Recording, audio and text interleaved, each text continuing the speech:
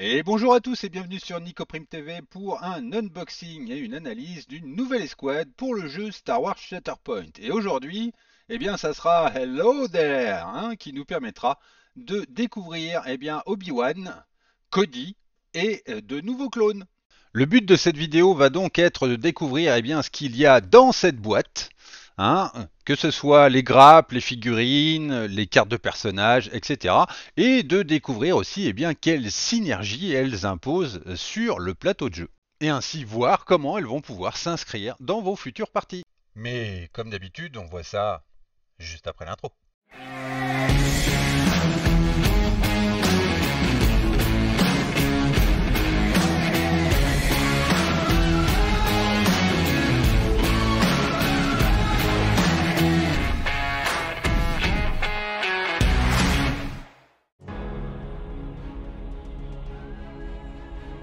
On commence comme d'habitude eh bien, par les grappes, donc toujours les mêmes socles, hein, aucune différence par rapport à ceux de l'autre jour sur Twice de Pride, donc les quatre sculptures identiques aux précédentes et les quatre seules a priori que l'on aura pour eh bien, les socles de Shatterpoint.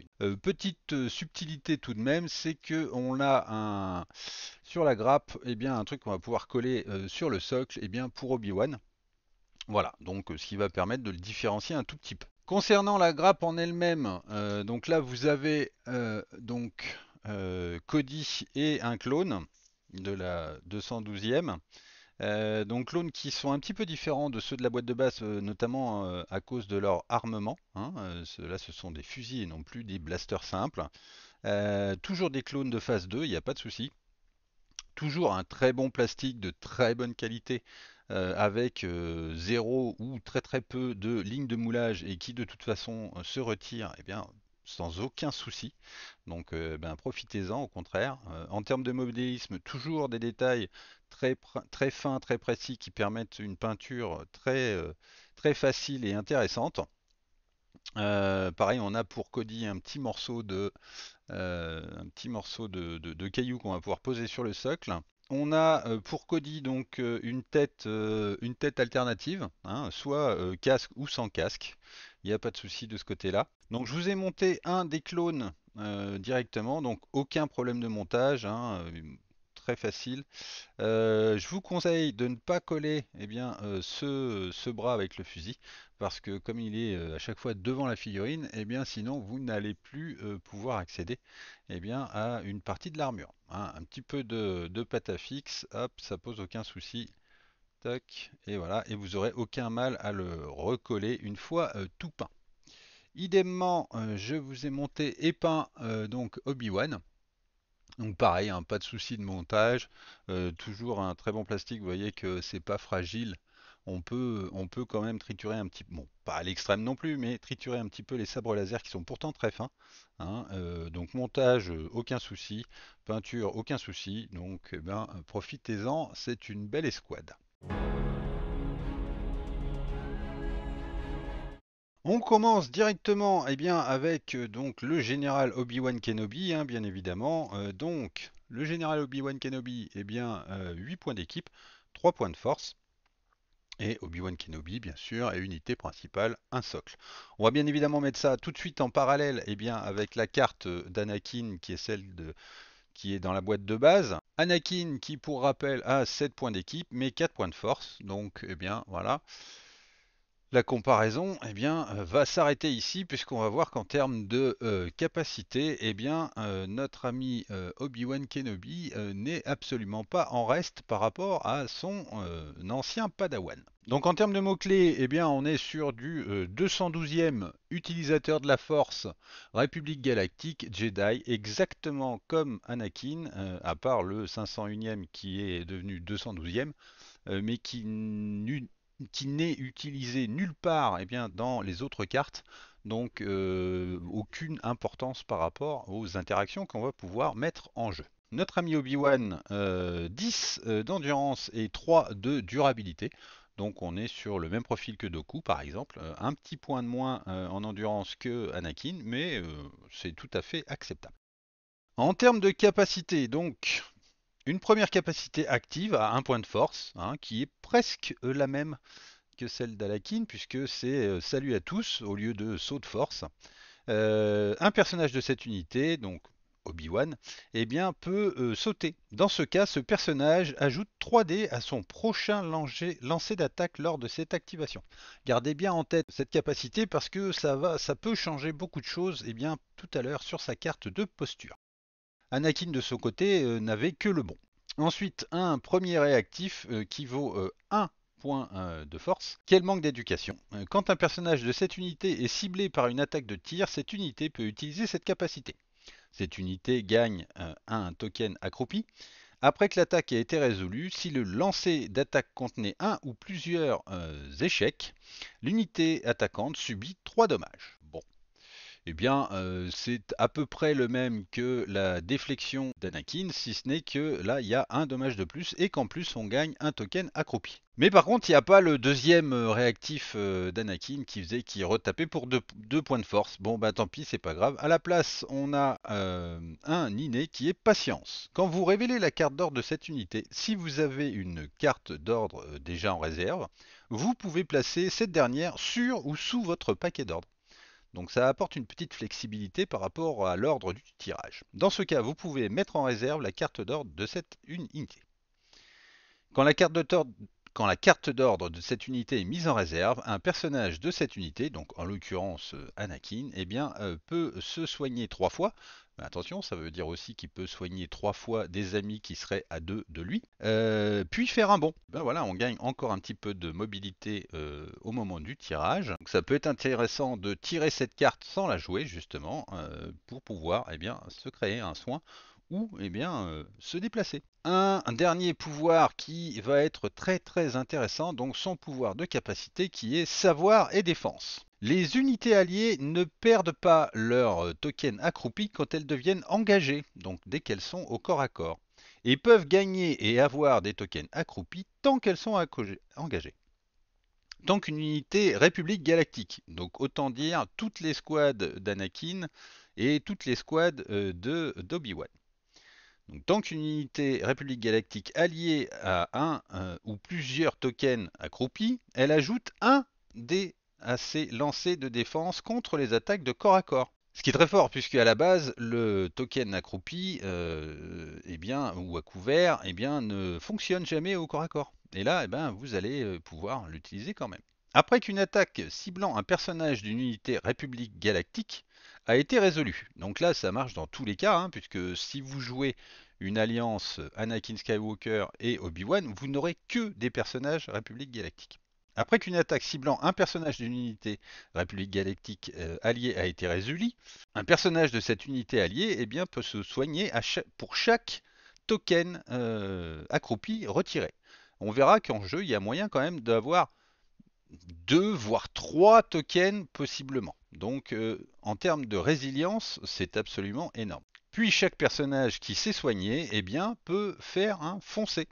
Donc on gagne également en plus en mobilité. Donc un profil avec sa carte d'ordre, on va dire, qui est à mon sens très fort, ou en tout cas qui est très fort dans un groupe Alliance clone, hein, ou République Galactique. Parce que à partir du moment où il y a ce mot-clé là, on va quand même profiter de beaucoup de bonus, hein, que ça soit avec son savoir et défense, mais aussi avec sa patience qui va faire qu'on va pouvoir eh bien, influer sur justement les cartes d'ordre. Et ça, eh bien, c'est un gros avantage en jeu. On passe maintenant à sa carte eh bien, de posture. Donc, bien évidemment, carte double face puisque c'est un personnage principal. Dans cette première forme, donc la forme 3 Soresu, pas de tir, comme à peu près tous les Jedi, 5 de défense, 5 au corps à corps. On n'oublie pas que eh bien, si il a fait un petit bond avec son pouvoir actif, il va gagner 3D, hein, une super concentration.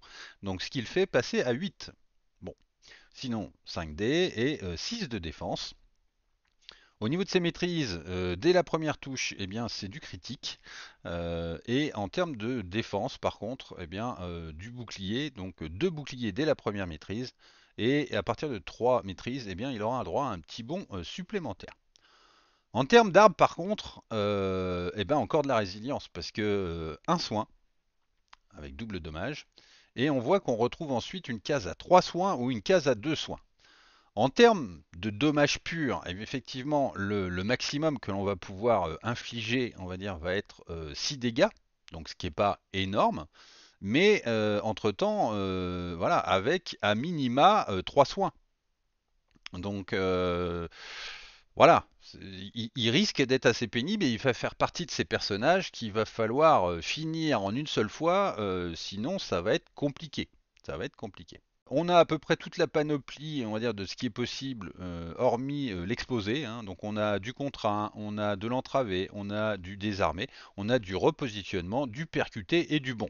Donc là, eh bien, à vous de voir en fonction de la situation ce qui sera le plus profitable. Sur sa deuxième face, donc la forme 4 Ataru, alors déjà on passe à 6 en défense, donc c'est un petit peu mieux des deux côtés, et là du coup 7 qui peut potentiellement devenir un 10 avec son salut à tous, le Hello There. Par contre on est un petit peu moins bon en maîtrise d'attaque, on a plus de dés mais on est un petit peu moins bon puisqu'il faut attendre la deuxième maîtrise pour avoir du critique, ce qui est moins bien que de l'autre côté. Et par contre, en défense, eh bien là c'est un peu plus intéressant puisque on peut modifier un critique en échec. Et souvenez-vous, hein, avec son réactif, quel manque d'éducation, eh bien si il y a un échec dans le jet de l'attaquant, hein, sur une attaque de tir, eh bien il va pouvoir renvoyer 3 dégâts et gagner un token accroupi. Un token accroupi qui lui permettra eh bien, de l'utiliser quand même au corps à corps et en plus de se soigner, etc. etc. Par contre, là, un profil est bien un peu plus agressif hein, en termes d'attaque, puisque là, on va pouvoir monter jusqu'à du 8 dégâts, et on va avoir un triple percuté, qui peut être très intéressant pour dire à quelqu'un non, l'objectif finalement, tu ne l'as plus, tu ne le contrôles plus, en passant par du désarmé, de l'exposer, ou eh bien faire de l'entrave ou un bond. Des possibilités de choix, on va dire, qui sont assez intéressants dans la disposition même du diagramme, même s'il y a une voie qui me paraît un petit peu plus intéressante, mais bon. En tout cas, cette posture va quand même nous permettre d'infliger un peu plus de dégâts. Certes, on ne se soigne pas, hein, ou on se protège moins, mais par contre, le triple percuté peut être très intéressant, les 8 dommages peuvent être intéressants. Donc, eh bien, à voir selon eh bien, ce qu'on voudra. Donc, en tout cas, un profil d'Obi-Wan que moi je trouve très intéressant à mettre en parallèle, effectivement, avec donc bien de la République Galactique. Et je pense que le combo Anakin-Obi-Wan risque d'être assez embêtant au niveau tactique, eh bien, sur la table. On passe tout de suite à son lieutenant, c'est-à-dire eh bien, le commandant Cody. Commandant Cody donc qui vaut 4 en coup en point, 0 de force bien sûr, hein. Donc unité secondaire, unipersonnelle. En tout cas, même coup en point que Rex, donc potentiellement ils sont échangeables sans aucun souci dans les escouades entre Cody et lui, que ça soit avec Obi-Wan ou avec Anakin. Et maintenant, voyons voir un peu les différences par rapport à son ami Rex. Donc, eh bien, commando clone, soldat clone, République galactique. Donc, il gagne en supplément, eh bien, commando clone et 212e, mais bon, ça c'est voilà. En termes de points de vie, donc 9 d'endurance, 2 de durabilité, exactement la même chose que Rex. Un pouvoir tactique que l'on va donc retrouver, eh bien, sur sa carte d'ordre, bien évidemment, qui est nous avons un gros problème. Au début de l'activation de cette unité, choisissez un personnage ennemi à portée 5 qui conteste un objectif actif et le personnage choisi gagne exposé. Alors, différent on va dire de celui de Rex qui permettait à nos alliés République Galactique eh bien, de foncer et de gagner un accroupi. En l'occurrence, gagner de l'accroupi avec Obi-Wan est quand même assez intéressant, donc je pense qu'on va souvent avoir une espèce de switch entre ces deux lieutenants. Puisque à partir du moment où la personne est à 5, elle va devenir plus faible, puisqu'elle ne profitera pas de ses maîtrises en défense, alors que gagner un accroupi avec Obi-Wan, eh bien, c'est assez intéressant. Une première manœuvre tactique, donc manœuvre défensive, exactement la même que Rex et les autres clones. Chaque personnage de cette unité peut foncer. Si au moins un personnage eh bien, a foncé, cette unité eh bien, gagne accroupi. Potentiellement, avec Rex, on en serait à 2 accroupis. Mais bon, En tout cas, au moins, il a une mécanique pour récupérer les accroupis dont Obi-Wan va pouvoir leur faire bénéficier encore plus. Un premier passif, 10 bonnes nuits tas de boulons. Les personnages de cette unité ont tireur d'élite 2. Quand un personnage de cette unité effectue une attaque à distance, la cible ne bénéficie pas de son couvert. Par conséquent, notre ami Cody va s'ajouter 2 dés en attaque de façon systématique à partir du moment où c'est une attaque de tir. Ce qui est toujours bon à prendre. Un deuxième passif, mettez-le à terre. Quand un personnage de soutien soldat clone, donc que ce soit ceux qui sont de la 212e ou ceux de la 501e, ils sont tous soldats clones et de soutien. Allié à portée 4, qui a un ou plusieurs accroupis, effectue une attaque de tir lors d'une action de combat. Il peut relancer jusqu'à 2 dés de ses résultats échecs. Donc si vous vous assurez que Cody est apporté à la fois des clones de la 212e, à la fois des clones, des soldats clones de la 501e, vous allez pouvoir à chaque fois relancer 2 échecs, c'est très fort. En plus c'est passif, donc vous n'avez rien à faire, pas besoin de dépenser de force, etc. Moi je dis qu'il est bien ce petit Cody. Allez, passons maintenant à sa carte de posture, donc monoface bien évidemment, hein, puisque c'est une unité secondaire. Alors, qu'est-ce qu'on a? On voit que déjà en termes d'attaque, donc on est à portée 5 bien sûr, sur du 6D que ça soit au corps à corps ou à distance, et 4D de défense. Si on compare à Rex, Rex était à 7, 7, 7, 5, 5. Donc effectivement, on perd un petit peu de puissance et un petit peu de défense. Bon, rappelons-nous tout de même que il est tireur d'élite. Donc déjà, le 6 en tir à distance va se transformer en 8. Ce qui fait que, effectivement, les 2 points d'écart qu'on avait avec Rex se retrouvent. Par contre, effectivement, pour l'armure, là, on perd 1 d'armure. En termes par contre de maîtrise, donc avec son fusil blaster DC-15, on va être sur du dommage direct dès la première touche. Hein. À partir de la deuxième, ça sera du critique et du dommage, etc., etc. Donc on va pouvoir, avec 4 maîtrises, rajouter jusqu'à 2 dommages supplémentaires, ce que n'avait absolument pas Rex, si ce n'est que lui s'ajoutait des touches et un peu de critique de mémoire. Au niveau du corps à corps, effectivement, on voit que c'est un peu sa faiblesse, puisque il ne va s'ajouter qu'une touche ou à partir de la deuxième maîtrise s'ajouter un critique, alors que de son côté Rex était beaucoup plus, se rajoutait beaucoup plus de bonus. Et en termes de défense, on est exactement la même chose que sur Rex, donc une armure de clone de phase 2, peu de défense supplémentaire. Maintenant voyons voir son arbre de combat, parce qu'il est quand même assez intéressant, notamment en termes de dommages, parce que si on regarde bien, on va pouvoir monter jusqu'à 8 dommages, ce qui est quand même assez fort au global. De mémoire, Rex ne montait que jusqu'à 7. Donc là, le soin a été remplacé par du dommage supplémentaire. On a un double percuté, donc exactement comme l'avait Rex. Et on a par contre, effectivement, le déclenchement d'une capacité active. Or, la seule capacité active de Cody, c'est sa manœuvre défensive. Donc, éventuellement, si vous n'avez pas eu le temps de la faire, bon, vous allez pouvoir, mais il y a de grandes chances qu'elle ait été activée avant. Donc, l'arbre du haut, on va dire, avec le double percuté, sera à mon avis assez peu joué et on restera très souvent sur la ligne du bas qui fait donc le maximum de dégâts et qui fait un entravé et un contre 1. Passons maintenant au petit clone. Donc là, petite différence avec les clones de la 501e, c'est que là, au lieu d'être à 3 en coup en points, ils sont à 4, hein, ce qui permet de remplir le 8 d'Obi-Wan, mais qui ne permettrait pas de faire un combo avec Anakin Skywalker. Donc, soldat clone de la 212e, unité de soutien, double socle, jusque-là, rien d'anormal. Du côté de leur stats, on est toujours pareil, soldat clone, République Galactique, soldat, donc ça c'est exactement pareil que pour la 501e. 7 d'endurance, 2 de durabilité, exactement pareil. Manœuvre défensive en première capacité tactique pour 1 point de force. Chaque personnage de cette unité peut avancer. Si au moins un personnage a avancé, cette unité gagne un accroupi, exactement la même chose que pour les clones de la 501e. Tir coordonné, on est exactement sur la même chose aussi, si ce n'est qu'au lieu de gagner un contre 1 pour la 501e, eh bien l'unité sur laquelle on va tirer, eh bien, et si le personnage est dans les 5, eh bien, l'unité ciblée gagnera un entravé au lieu d'un contre 1. Ça peut être intéressant dans les deux cas de toute façon, puisque l'effet est automatique et gratuit, on en profite.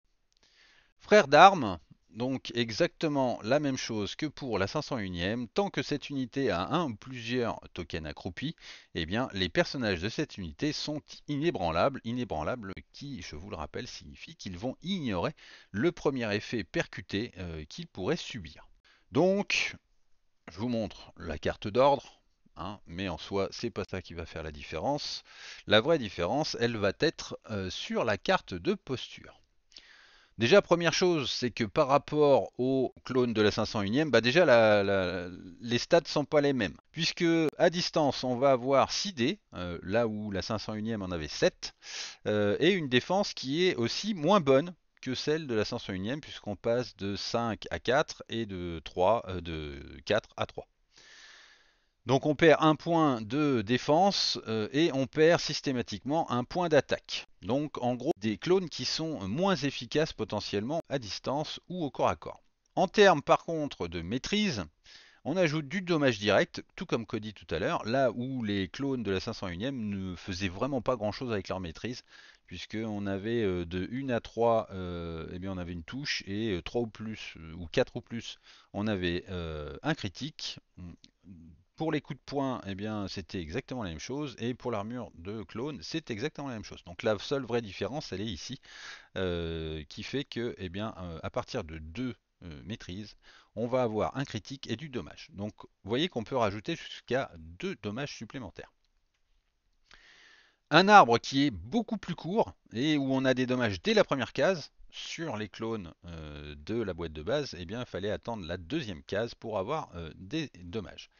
Un premier effet entravé, un deuxième percuté, un troisième exposé, et le dernier, la sauce, hein, puisque 4 dommages directs, c'est assez énorme. Donc au total, eh bien 6 dégâts, hein, ce qui est au final 1 de plus que les clones de la 501e, mais avec moins de dés, avec une moins bonne défense pour avoir les mêmes points de vie, etc. Donc c'est vraiment un choix tactique, fonction de ce qu'on va vouloir faire ou de s'assurer, on va dire, une certaine rentabilité de l'action.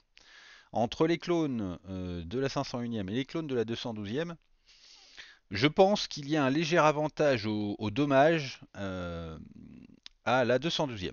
À voir en ayant fait plusieurs parties, la différence que ça peut créer, mais jusque-là, moi je trouve qu'il y a un léger avantage. Alors c'est léger, hein, mais il y a quand même un léger avantage à jouer eh bien, la 212e. Cela marque donc la fin eh bien, des cartes pour eh bien, l'unité Hello There. Bien, au final, que penser de ce Hello There? Eh bien que ça combatte énormément avec les clones de la 501e, je trouve, hein, puisque entre tous les tokens accroupis qui se gagnent dans tous les sens, dont Obi-Wan va pouvoir faire profiter à la 501e, entre même le pouvoir identitaire hein, d'Anakin Skywalker qui fait que à la fin, s'il a blessé une unité principale, eh bien toutes les unités République Galactique peuvent se soigner de 1. Plus les soins effectivement octroyés par Obi-Wan Kenobi. Donc ça va rendre les clones extrêmement résilients et gros bonus que j'accorde à AMG, c'est que ok c'est tous des clones, mais on voit qu'il y a quand même des différences entre la 212e et la 501e. À voir si avec d'autres qui sont déjà annoncés comme ceux du Wolfpack ou comme ceux qui sont avec Luminara et Marie-Sophie, Baris Ophi, mais Marie-Sophie quand même.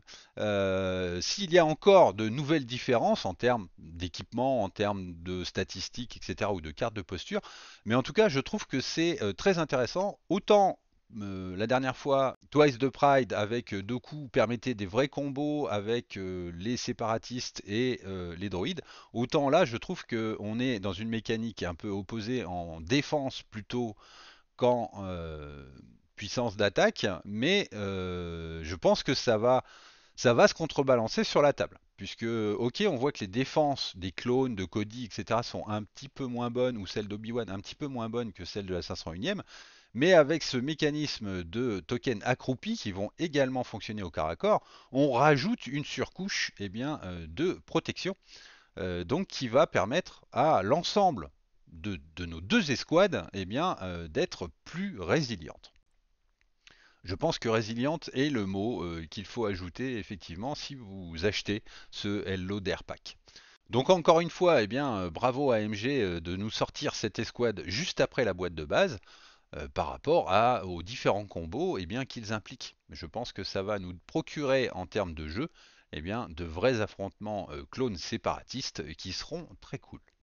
Donc très clairement, si dans d'autres types de jeux, on va dire, vous aimiez jouer le profil du tank, eh bien je pense que le Hello Squad, Hello Dare Squad, eh bien va vous apporter eh bien ce que vous aimez jouer.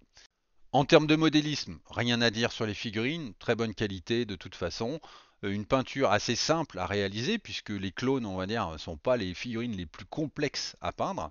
Donc je pense qu'on va retrouver eh bien, ces bandes de République Galactique assez souvent sur nos différentes tables. Voilà ce qu'on pouvait dire eh bien, sur notre ami Obi-Wan et son lieutenant Cody. On a donc fait le tour eh bien, de l'unboxing de cette extension qui, je le rappelle, sera disponible dès le lancement du jeu Shatterpoint. Donc si vous l'avez précommandé, eh bien, vous serez, je pense, ravi de pouvoir la jouer. Si vous avez aimé cette vidéo, je vous invite à la liker, à la commenter et à la partager. Et bien évidemment à vous abonner à la chaîne de façon à être prévenu via la petite cloche eh bien, de la sortie de toutes les prochaines vidéos que nous allons pouvoir sortir, et notamment sur le jeu Shatterpoint. Vous pouvez aussi eh bien, soutenir la chaîne via Tipeee, le lien est en description de cette vidéo. Sur ce les amis, eh bien, à très bientôt et que la force soit avec vous.